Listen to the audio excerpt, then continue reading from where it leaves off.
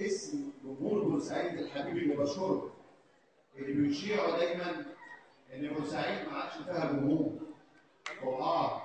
مفيش جمهور لما يكون في اعمال تافهه. الجمهور البورسعيدي طول عمره جمهور محترم، بيجي وبيحضر الاعمال المحترمه. انا بشكركم كل الجمهور الحضور، ولازم تلاقوا الحقيقه. وبشكر كل واحد واقف على خشبه المسرح، بدايه من اصغر سن لاكبر سن. طبعا مش انا، مين الاستاذ عبد الناصر.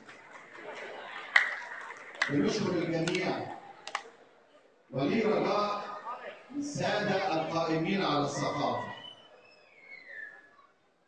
بورسعيد طول عمرها ترسانة فنانين في جميع المجالات، ومصدرة الفنانين الكبار لمصر.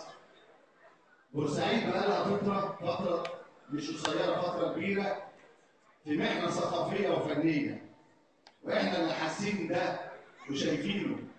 بعد حالة الوهج والضوء الجميل اللي كان بيطلع من بورسعيد في جميع المجالات بكررها، للأسف مش لاقي ده.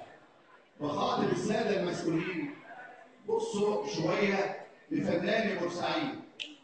أنا بعمل العمل ده وآسف للكلام اللي هقوله، أنا عانيت كتير، وبعذر القائمين على الثقافة، لأن إحنا بنعمل كأننا عمل سري غير معلوم في مكان غير معلوم حتى للبورسعيدية.